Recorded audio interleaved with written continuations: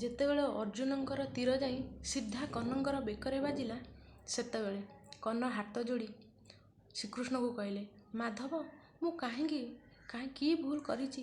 ସବୁବେଳେ ମୁଁ ଖାଲି ଅପରାଧୀ ହେଉଛି। ଯେତେବେଳେ ଜନ୍ମ ହେଲି ନା, ମା' ମୋତେ ଛାଡ଼ିକି ପଳେଇଲା। ଆଉ ଯେତେବେଳେ ଗୁରୁକୁଳ ଆଶ୍ରମକୁ ଗଲି ଶିକ୍ଷାଦାନ କରିବା ପାଇଁ, ଗୁରୁ ମୋତେ ଶିକ୍ଷାଦାନ କଲେନି।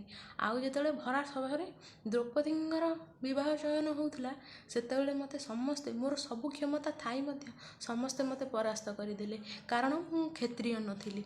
ଆଜି ସେମିତି କ'ଣ ଭୁଲ କରିଛି ମୁଁ? ପ୍ରଭୁ ମୋତେ କୁହନ୍ତୁ। ସେଠୁ ଶ୍ରୀକୃଷ୍ଣ କହିଲେ, ମୋ ଜୀବନ କଥା ଟିକେ ଶୁଣ। ମୁଁ ଯେତେବେଳେ ଜନ୍ମ ହେଲି ନା, କାରାଦଣ୍ଡରେ ଜନ୍ମ ହୋଇଥିଲି। ନିଜ ମା' ଥାଇକି ବି ମୁଁ ଅନ୍ୟ ମା' କୋଳରେ ବଢ଼ିଲି।